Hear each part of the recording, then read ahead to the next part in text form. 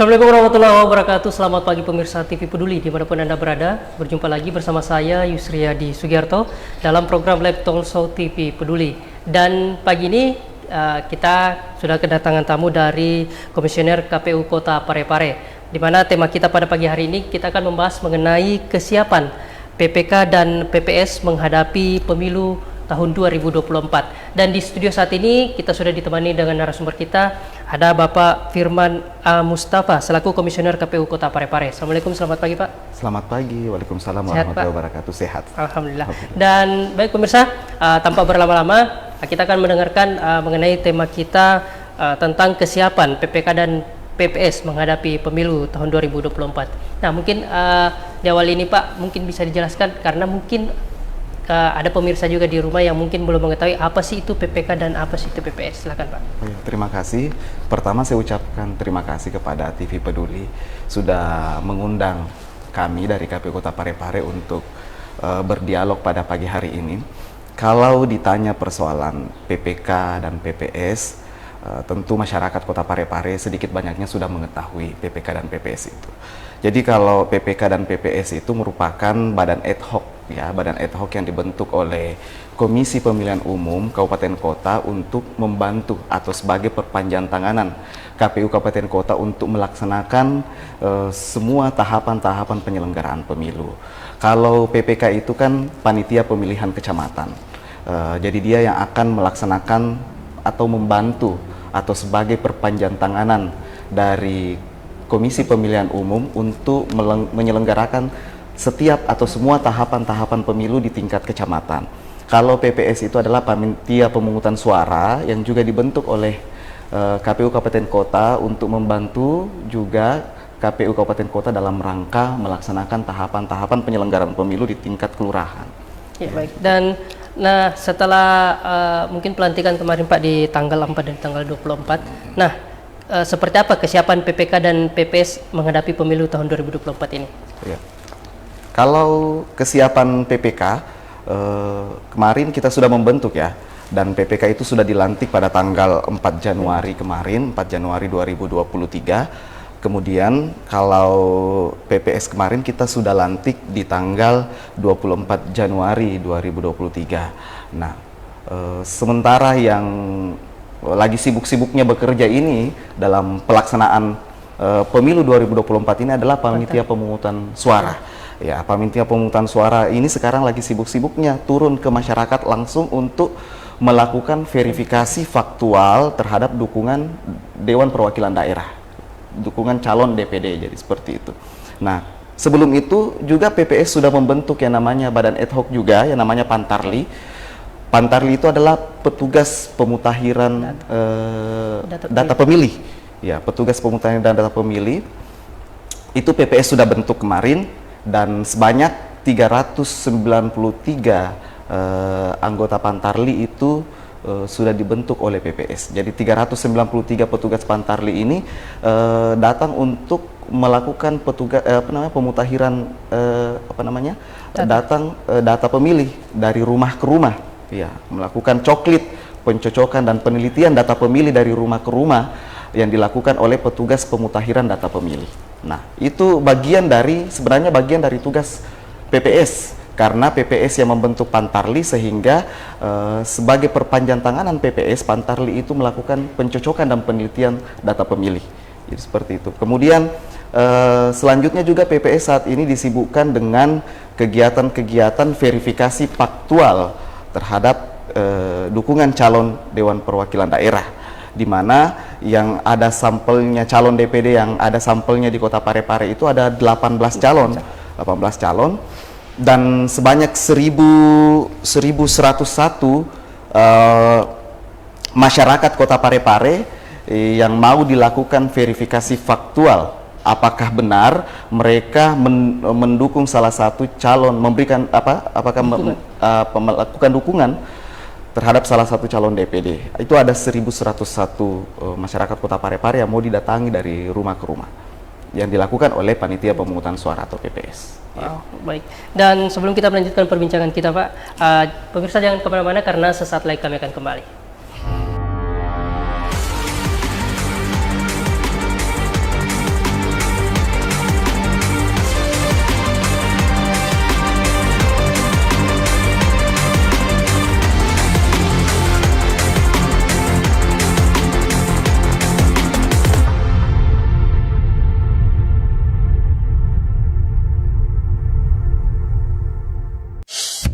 hadir di kota B.J. Habibie, pusat jajanan dan oleh-oleh khas Parepare. Dapatkan aneka jajanan, aksesoris yang unik, souvenir, serta berbagai busana menarik yang didesain langsung oleh Ibu Haja Erna Rashid Taufan. Bagi Anda yang berkunjung ke kota Parepare, kurang lengkap rasanya jika Anda belum berkunjung ke pusat jajanan oleh-oleh khas Parepare. Semua tersedia di Balai Ainun Habibie. Assalamualaikum warahmatullahi wabarakatuh. Saya Johar Manikam, Yusria di Sugiarto. saya Trianti Sulaiman. Saya Uswatun Hasanah. Hadir di layar televisi Anda dengan suguhan informasi yang telah dirangkum tim redaksi kami. Kita mulai news update selengkap. Peduli FM.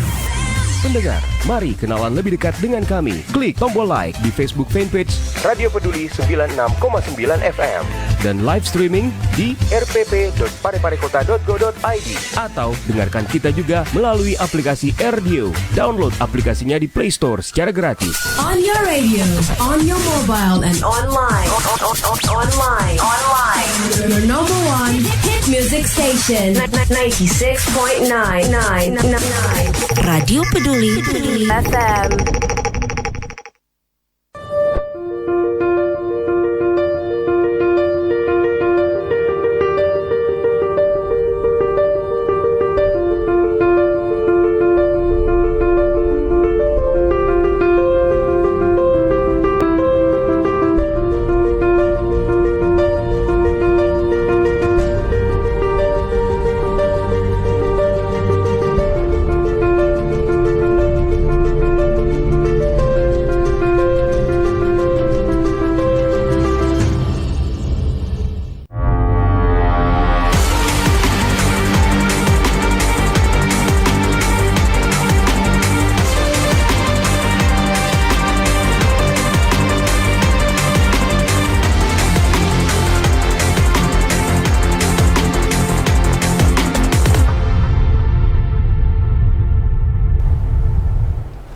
Ya baik, terima kasih pemirsa TV Peduli masih tetap bersama kami dalam program Laptop Show TV Peduli, dan kita akan melanjutkan pembahasan kita mengenai kesiapan PPK dan PPS dalam menghadapi pemilu di tahun 2024 ini.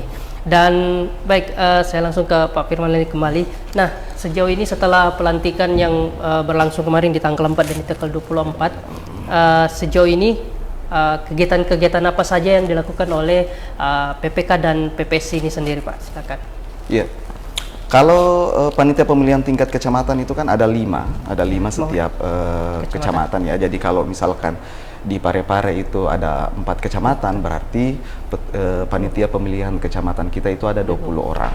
Nah, kalau ditanya persoalan apa yang sekarang menjadi kesibukan PPK, tentu kemarin pasca pelantikan di 4 Januari 2023 itu PPK langsung siap-siap untuk melaksanakan tahapan-tahapan pemilu di tingkat kecamatan. Nah, sekarang PPK itu banyak melakukan asistensi terhadap kerja-kerja panitia pemungutan suara. Jadi setiap saat PPK itu melakukan evaluasi, melakukan asistensi, kemudian meminta laporan terhadap kinerja-kinerja yang dilakukan oleh PPS. Jadi seperti itu. Ya, jalur koordinasinya. Ya baik, dan sejauh ini Pak, mungkin yang bisa dilihat permasalahan atau kendala apa saja yang akan yang sering dihadapi dalam penyelenggaraan pemilu? Ya. Kalau kendala-kendala ya, saya pikir untuk sejauh ini belum ada kendala yang terlalu signifikan yang dihadapi oleh badan-badan ad hoc kami dalam melakukan tahapan-tahapan pemilu. Paling kendala-kendala yang dihadapi misalkan PPS melakukan verifikasi faktual, itu paling sedikit kendala-kendala, tapi saya rasa mau dikatakan kendala tidak juga, dikatakan kendala mungkin itu kendala-kendala kecil. Misalkan ini kan verifikasi faktual itu kan mendatangi yang bersangkutan dari rumah ke rumah.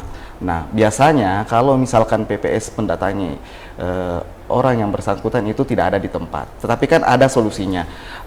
Bisa didatangi di rumahnya atau bisa didatangi di tempat lain, di mana yang menjadi sebisanya orang yang mau dikunjungi itu di mana bisa didatangi. Kalaupun tidak bisa didatangi di rumahnya, tidak ditemukan di tempat, atau tidak bisa didatangi di tempat lain, itu kan ada cara lain juga bisa dilakukan. Verifikasi faktualnya bisa dilakukan dengan cara melakukan video call antara PPS dengan orang yang dimaksud. Jadi seperti itu. Dan sejauh ini Pak, bagaimana upaya pemerintah, mungkin ada kerjasama dengan KPU dalam menghadapi pemilu di tahun 2024 ini Pak? Iya. Kalau pemerintah Kota Parepare itu saya pikir sangat mendukung ya, sangat mendukung tahapan-tahapan pemilu ini, karena tema kita adalah kesiapan PPK dan PPS. Nah, kemarin kan pasca kita membentuk panitia pemilihan kecamatan dan kita membentuk PPS, itu sesegera mungkin juga kita berkoordinasi dengan pemerintah Kota Parepare untuk pembentukan sekretariat ya, karena di PPK di setiap kecamatan itu kerja-kerja kerjanya dalam melaksanakan tahapan-tahapan pemilu itu akan dibantu dan disupport oleh yang namanya sekretariat, dan sekretariat itu difasilitasi oleh pemerintah Kota Parepare. Begitupun di PPS itu juga nanti dalam melakukan kerja-kerja kepemiluan di 2020 di tahapan pemilu ini itu juga akan dibantu dan disupport oleh sekretariat, di mana KPU Kota Parepare itu berkoordinasi dengan pemerintah Kota Parepare dalam hal fasilitasi dari sekretariat dalam hal membantu tugas-tugas dan kerja-kerja pemungutan suara. Wow, iya. Dan mungkin cukup jelas juga bahwa PPK ini per kecamatan itu sekitar 5 orang Pak. 5 orang. Iya. Nah, kalau anggota PPS sendiri itu kisaran berapa orang Pak untuk? Ya, kalau PPS itu setiap kelurahan itu ada 3 anggotanya. Ya, 3 anggotanya. 1 yang bertindak sebagai ketua dan 2 anggota. Jadi itu memang dalam aturan dalam PKPU bahwa PPK itu anggotanya ada 5, kemudian PPS itu ada 3. Jadi kalau di Parepare ada 22 kelurahan, berarti 22 kali 3 yaitu 66 orang PPS kita, dan itu mereka semua sudah mulai jalan bekerja melakukan tahapan-tahapan pemilu pasca dilantik kemarin tanggal 24 Januari 2023. Iya. Ya baik, dan baik pemirsa jangan kemana-mana karena sesaat lagi kami akan kembali.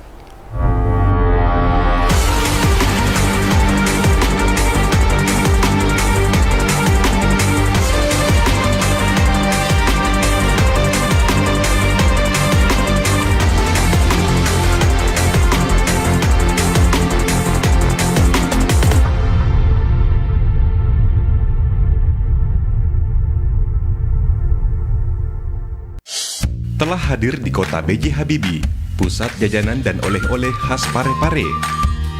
Dapatkan aneka jajanan, aksesoris yang unik, souvenir, serta berbagai busana menarik yang didesain langsung oleh Ibu Haja Erna Rashid Taufan.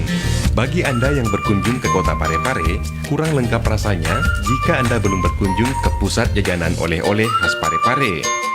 Semua tersedia di Balai Ainun Habibie.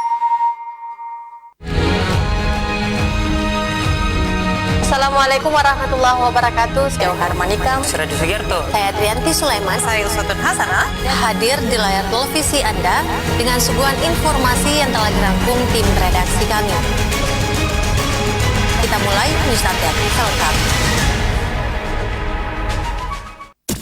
Peduli FM.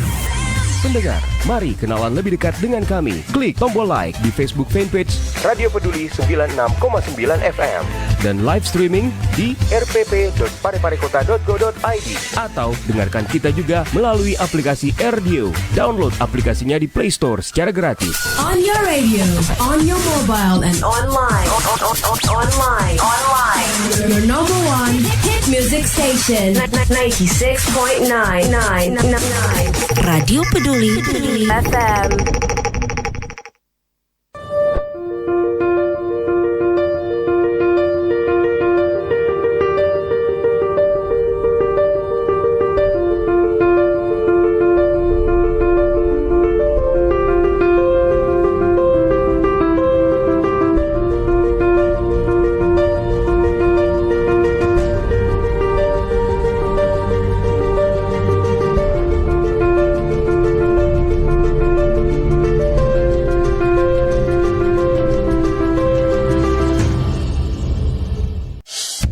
hadir di kota B.J. Habibie, pusat jajanan dan oleh-oleh khas Parepare.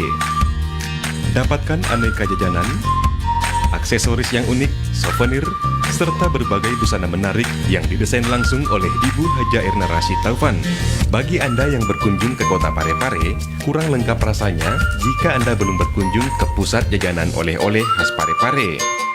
Semua tersedia di Balai Ainun Habibie. Assalamualaikum warahmatullahi wabarakatuh. Saya Ohar Manikam. Suradi Sugiarto. Saya Trianti Sulaiman. Saya Uswatun Hasanah.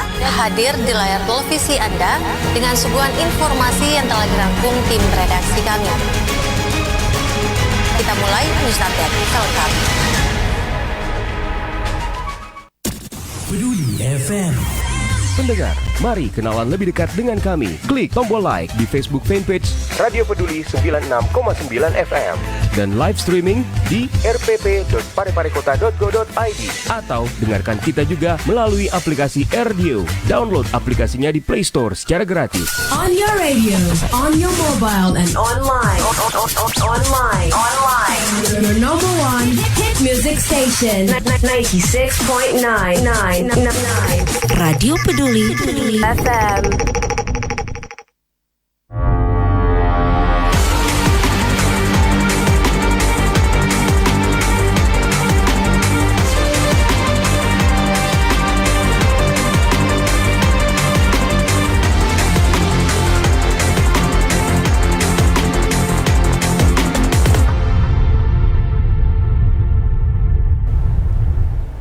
Ya baik, terima kasih masih tetap bersama kami pemirsa TV Peduli dimanapun Anda berada.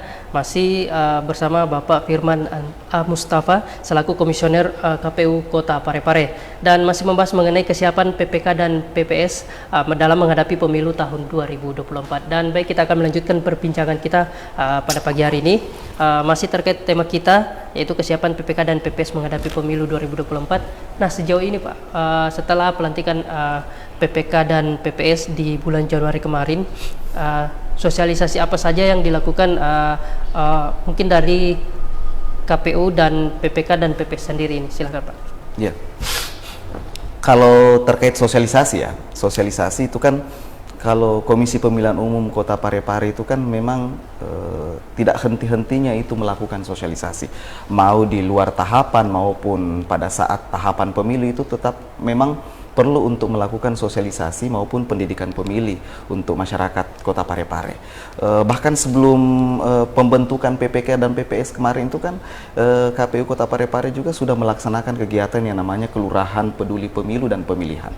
Nah, Kelurahan Peduli Pemilu dan Pemilihan ini adalah bagian dari kegiatan-kegiatan pendidikan politik ataupun pendidikan pemilih yang dilakukan oleh KPU Kota Parepare dalam hal membangkitkan kesadaran politik kepada masyarakat Kota Parepare. Jadi kemarin kita melaksanakan kegiatan Kelurahan Peduli Pemilu dan Pemilihan itu di 3 kelurahan, di Kelurahan Watamba Cukiki, kemudian Kelurahan Bukit Harapan, dan ada 3 kelurahan kemarin kita melakukan kegiatan Kelurahan Peduli Pemilu dan Pemilihan. Itu semata-mata untuk memberikan pendidikan politik dan pendidikan pemilih kepada masyarakat Kota Parepare supaya kesadaran politiknya itu meningkat, supaya nanti ada kesadaran politik untuk mereka secara ikhlas, secara hati nurani datang untuk memilih pada tanggal 14 Februari 2024. Jadi seperti itu. Nah, kegiatan-kegiatan seperti ini itu insya Allah tetap kami akan pertahankan, kegiatan-kegiatan pendidikan pemilih termasuk tadi Kelurahan Peduli Pemilu dan Pemilihan. Apalagi sekarang kan sudah dibentuk PPK dan PPS, itu semakin banyak yang akan membantu sebagai perpanjang tanganan KPU Kota Parepare dalam melakukan sosialisasi maupun edukasi pemilih, edukasi politik kepada seluruh masyarakat Kota Parepare. Jadi seperti itu. Ya.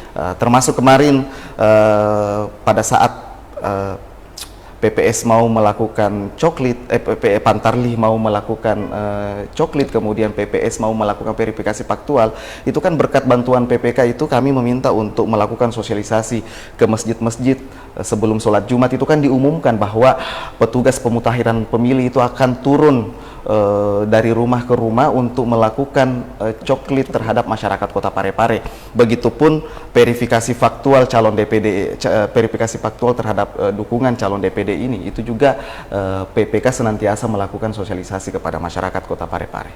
Ya baik. Nah, dan mengenai pendidikan pemilih tadi Pak, dan peduli pemilu, kita tahu tiap tahun ini mungkin bertambah pemilih yang sudah berkisaran umur 17 tahun. Nah, lantas bagaimana Bapak melihat para pemilih-pemilih muda yang akan memilih di tahun 2024 nanti nih, dibandingkan dengan yang nantinya ini dengan yang sebelum-sebelumnya? Karena kita ketahui banyak juga mungkin tahun-tahun sebelumnya waktu pemilihan itu banyak suara yang kosong, artinya mereka tidak mau memilih. Nah, bagaimana Bapak melihat itu, Pak?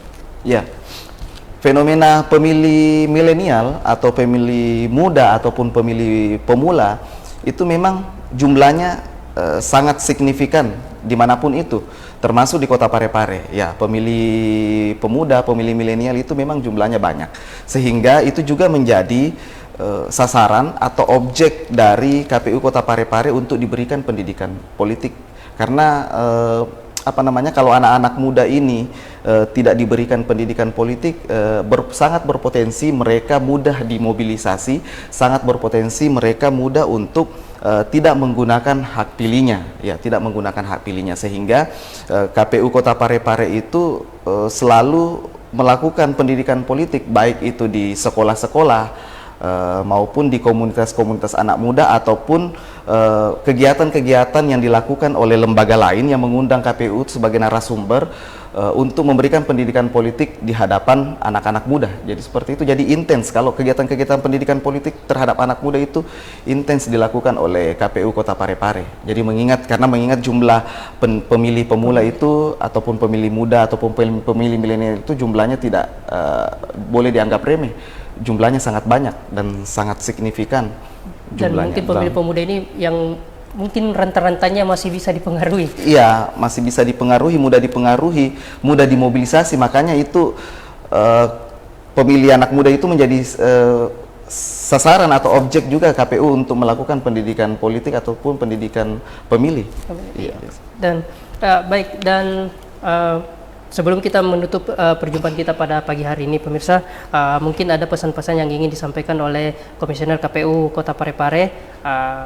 Silakan, Pak. Ya, kepada seluruh masyarakat Kota Parepare, karena sekarang KPU Kota Parepare sangat disibukkan dengan kegiatan-kegiatan coklit, pencocokan ataupun penelitian data pemilih. Jadi kami sangat berharap bahwa petugas pemutahiran data pemilih kami itu akan mendatangi bapak-bapak dan ibu-ibu dari rumah ke rumah untuk melakukan pencocokan dan penelitian data pemilih terhadap masyarakat Kota Parepare.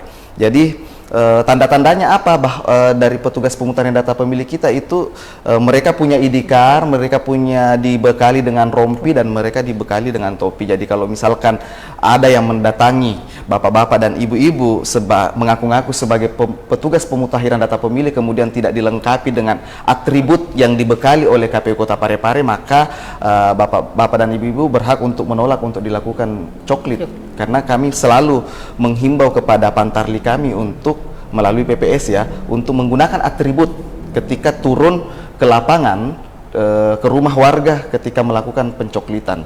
Itu untuk menghindari hal-hal yang tidak diinginkan, ya, hal-hal yang tidak diinginkan dalam artian kita menghindari ada orang-orang yang tidak bertanggung jawab yang mengatasnamakan dirinya sebagai petugas pemutahiran data pemilih datang ke rumah warga dan melakukan hal-hal yang tidak diinginkan. Apalagi kalau datang meminta KTP, Pak. Iya, seperti itu. Makanya kami melengkapi dengan atribut, ya. Jadi di masyarakat Kota Parepare melalui kesempatan kali ini saya menyampaikan bahwa petugas pemutahiran data pemilih KPU Kota Parepare itu ciri-cirinya tadi seperti itu.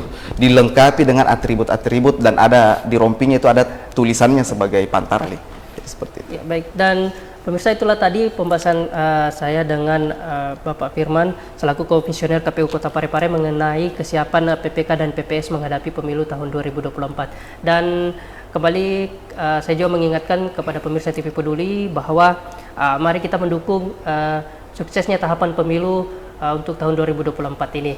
Dan akhir kata, saya Yusriadi Sugiarto mewakili kru yang bertugas pamit undur diri. Wassalamualaikum dan sampai jumpa.